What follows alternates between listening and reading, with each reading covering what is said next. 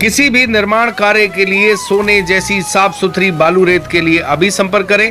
रेवा enterprises दिए गए number पर संपर्क कर सकते हैं अथवा civil line petrol pump hotel Ranjit के पास पर जाकर विजिट भी कर सकते हैं। फोन उठाने में बोले कि मेरे को नहीं बात करना है साहब। जो बात नहीं करेंगे वो कैसे आप वो कर पाएंगे बताओ। हम भी कैसे काम कर पाएंगे, वो भी कैसे काम कर पाएंगे।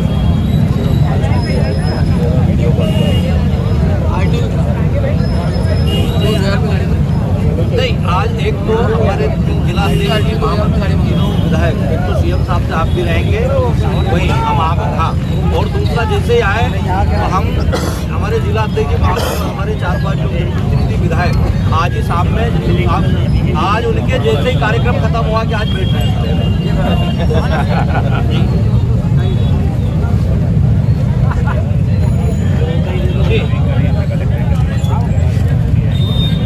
हाँ, एक तो ये ओके और वहाँ से वापस आने के बाद अपन बैठ रहे थे, ये सारी चीज़ों को ठीक करना पड़ेगा। ओके आ रहे ये हरीश कोटवानी जी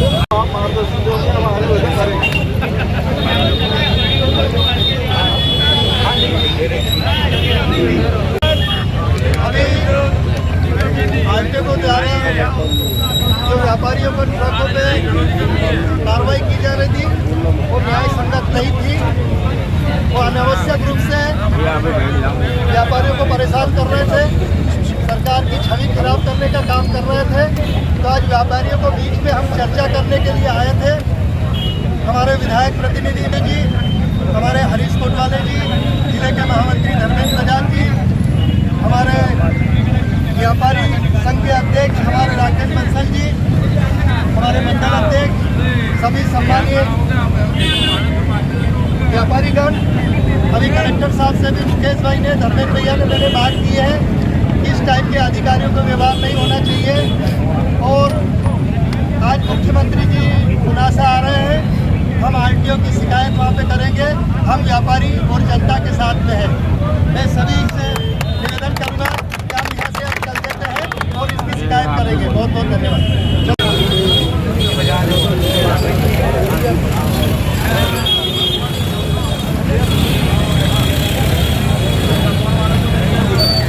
मैंने ये सीएम साहब का आ रहा है कि सीएम साहब को शिकायत करेंगे। ये धर्मेंद्र भैया का आप बात कर लीजिए, जिनसे हमने बदतमीजी की।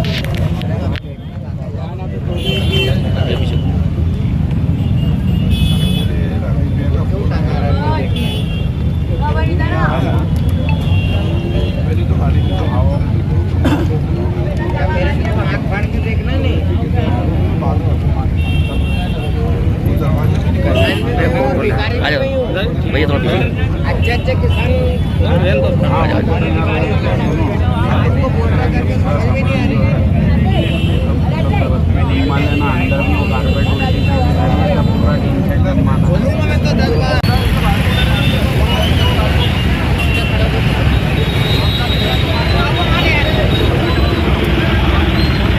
जो लोग नहीं देते उनके चालान बनाना। कई बेटी उनके पालक आए कि उनको भी जो है लाइसेंस इशू करने में दिक्कत और परेशानी की गई है।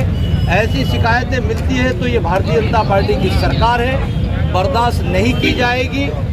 गलत होगा तो हम उसकी मदद नहीं करेंगे, पर अनावश्यक रूप से किसी को परेशान किया जाएगा तो बर्दाश्त भी नहीं किया जाएगा। हमारे जिलाध्यक्ष जी आए, उन्होंने सबसे चर्चा की, उनकी ऊपर भी बात हुई है।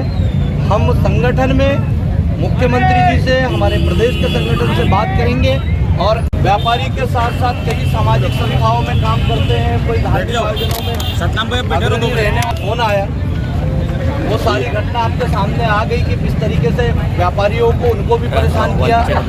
हमारे जिले के महामंत्री आए धर्मेंद्र भाई, उनके साथ भी आरटीओ ने जिस तरीके की बात की वो ठीक नहीं था। इसी के लिए हम सब यहाँ बैठे, हमने जनता को यहाँ यही सुना, जनता को और व्यापारियों को। कई शिकायत ठीक करना ये हमारा उद्देश्य है, समस्याओं को ठीक करना, जनता के साथ खड़ा होना हमारा ये उद्देश्य है। कौन अधिकारी रहेगा कौन अधिकारी नहीं रहेगा ये हमारा उद्देश्य नहीं है। भैया उसके बाद में वसूली अगर जारी नहीं तो फिर क्या करेंगे? अरे वसूली नहीं होगी ये हम बोल के जा रहे हैं। क्या मालूम आगे कुछ बोलने के बाद भी गलत है उनके खिलाफ कार्रवाई होगी। आरटीओ का मामला उनने संज्ञान में लिया है, उन्होंने भी कहा है कि मेरे संज्ञान में आया, ये चीज गलत है, नहीं होने देंगे आगे। हमारा वो रोके गाड़ी, वो गाड़ी रोक के बोलते पैसे तो हमको, नहीं तो गाड़ी नहीं छोड़ेंगे, तुम्हारे काटा करवाएंगे। कौन बोल रहा है? आरटीओ बोल रहे हैं। आरटीओ बोल रहा हाँ, वो जो जिसकी मोटर वो भी आ रहा है, मोटर मालिक भी आ रहा है, सब क्या नाम आपका? सुनते लेके बोले अरे इधर देखो नहीं। उनको लेके भी भगा दिए, बोले जाओ, बोले तुम अभी जाओ, बोले कुछ पैसे दो। फिर उन्होंने पैसे कितने क्या दिए वो अभी पूछता हूँ मैं उनसे। क्या नाम आपका? मैंने तो सही पावा। क्यों बैठे धरने पे आप? ये आरटीओ हर महीने एक ट्रक से 2000 रुपये की डिमांड कर रहा है और नहीं देंगे तो गाड़ी नहीं चलने देंगे। मेरी 7 तारीख को गाड़ी रोकी थी, इसने मेरे प्रतिनिधि मैंने अनिल टोलीवाल को भेजा था, तो इनसे 32,000 रुपये नगद रख लिए और बोले उनसे बात कर लो, 2000 रुपये महीने देंगे तो हम गाड़ी छोड़ेंगे, नहीं तो गाड़ी नहीं चलने देंगे। और 7 तारीख को मेरी गाड़ी छोड़ दी। जब मैं 8 तारीख को पहुंचा, मैंने कहा हम एक पैसा भी नहीं देंगे, पूरी दुनिया की गाड़ी चल रही है, कम से कम 100 गाड़ी रेत की रोज चल रही है, वो सारी बसें चल रही है, वो सबको परेशान कर रहा है ये। तो मेरे द्वारा ना देने पे इसने 8 तारीख को चालान बनाया, नहीं तो ये नगद रुपए इसने रख रखे थे। ये चालान बनाया 8 तारीख को और मेरी गाड़ी 7 तारीख को छोड़। और कितनी गाड़ियों से पैसे की मांग की जा रही थी? 2000 रुपये एक महीने में एक गाड़ी? हाँ, बोले आपकी 40 गाड़ी चल रही है, 80,000 रुपये मैंने आपको देना पड़ेगा, नहीं तो मैं गाड़ी चलने नहीं दूंगा। क्या नाम आपका? राकेश बंसल, क्रशर वैसाई। अंदर अनियमितताएँ काफ़ी ज़्यादा है। वहाँ पर 8 बिचौलिए जो हैं, जिनका किसी प्रकार से कोई संबंध नहीं है, वो 8 बिचौलियों के नाम मैं कलेक्टर साहब को देना चाहता हूँ कि जो रात दिन लाखों रुपए की धन उगाही कर रहे हैं। कलेक्टर साहब से निवेदन है कि मैं 8 नाम आपको व्हाट्सअप कर रहा हूँ। भैया जनप्रतिनिधि हैं आप, आज आपको धरने पर बैठना पड़ा, क्या है पूरा मामला? ये धरने पे नहीं बैठे हैं, हमारे शहर के प्रतिष्ठित हैं, व्यवसायी है, समाज सेवी है राकेश बंसल जी, और इनका मुझे 8 बजे फ़ोन आया, बोले भैया मेरी गाड़ियाँ रोक ली है, ये रोज़ की झंझट है, पैसे जिन गाड़ियों के देंगे वो गाड़ियाँ छूटेगी। मेरी गाड़ी के, इनकी गाड़ी के पहले जो 10 गाड़ियाँ गई उनको नहीं रोका गया, इनके गाड़ियों के पीछे 10 गाड़ियाँ आई उनको भी नहीं रोका गया। इनका यही विषय था कि इनसे जो महीने की मांग की गई वो नहीं दिया गया, इनकी गाड़ियों को रोका गया। इनका फ़ोन आया कि भैया तुम आओ, मैंने आरटीओ से बात करने का प्रयास किया, आरटीओ ने बोला मैं किसी से बात नहीं करता। मैं तुरंत यहाँ पहुँचा, यहाँ पहुँचने के बाद पता चला कि और भी ऐसे लोग हैं कि जो जिनकी गाड़ियाँ चल रही है, जिनका इनका सिस्टम बना हुआ है वो नहीं दिया, तो उन गाड़ियों के चालान बनाते हैं। 2-3 बेटियाँ आई, बच्ची आई, उनके परिवार वाले आए, उनके जो लाइसेंस इशू करना था उन लोगों को भी परेशान किया। ऑन रिकॉर्ड है कि उनको सीएम हेल्पलाइन लगाना पड़ी, उसके बाद भी उनको पैसे दिए तब जाके उनके लाइसेंस इशू किए, ये रिकॉर्ड में है। और इस तरीके की जब घटनाएं और भी लोगों ने बताई, तो मैं यही चौराहे पर बैठा हूँ, यही आज जो भी जिनके ये व्यवसायी है, गाड़ी चलते हैं, ट्रक चलते हैं, व्यवसायी चलते हैं, मैं बोलता हूँ कि हम गलत के साथ नहीं है, पर छोटी मोटी गाड़ी में यदि कोई कमी विषय है तो उनको समझाइश दे के ठीक करके व्यवसाय को बढ़ाना है, ना कि वसूली करना है। मैं आज यही जनता को सुनूंगा, आज यही उन लोगों को सुनूंगा और सारे लोगों को सुनने के बाद उसका समाधान भी करूंगा।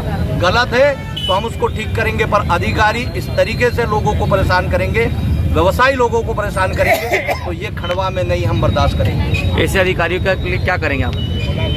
ऐसे अधिकारियों के खिलाफ ये कार्रवाई भी होगी, बात भी होगी और ये बंद भी कराएंगे। भैया आरटीओ की अवैध वसूली को लेकर आज धरने पर लोग बैठे हैं, क्या है इसको मामले क्या? देखिए, इनको शायद लेट पता चल रहा है, लेकिन मैंने पिछले महीने ही बोल दिया था कि खंडवा में जो भी अधिकारी आते हैं वो सिर्फ और सिर्फ लूटामारी के अलावा कुछ नहीं करते हैं। हमने सुना था लुटेरी दुल्हन के बारे में, लेकिन आज लुटेरे आरटीओ के बारे में भी सुन लिया। और बड़े शर्म की बात है कि सत्ता पक्ष के लोगों को धरने पे बैठना पड़ रहा है। इससे दुखद विषय क्या हो सकता है? मतलब वो खुद ये मान रहे कि अपनी सरकार में भ्रष्टाचार हो रहा है और भ्रष्ट अधिकारी ऐसे कई जिलों में राज कर रहे हैं। उनको किसका संरक्षण है, ये भी जांच का विषय है। और उनकी ही पार्टी के विधायक प्रतिनिधि, विधायक पति धरने पर बैठे हैं, तो ये कितना गंभीर विषय होगा और खंडवा की जनता के साथ क्या हो रहा होगा, आप इस बात का अंदाज़ा लगा सकते हो।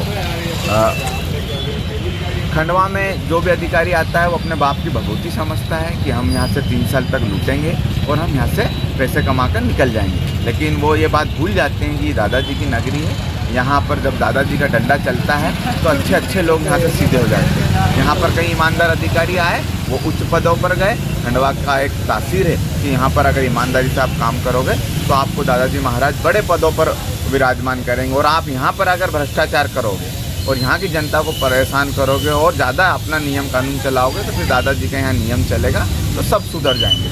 करो भ्रष्टाचार, लेकिन इतनी बड़ी तादाद में भ्रष्टाचार नहीं होना चाहिए। किसी भी निर्माण कार्य के लिए सोने जैसी साफ सुथरी बालू रेत के लिए अभी संपर्क करें रेवा एंटरप्राइजेज। दिए गए नंबर पर संपर्क कर सकते हैं अथवा civil line petrol pump hotel Ranjit के पास पर जाकर विजिट भी कर सकते हैं।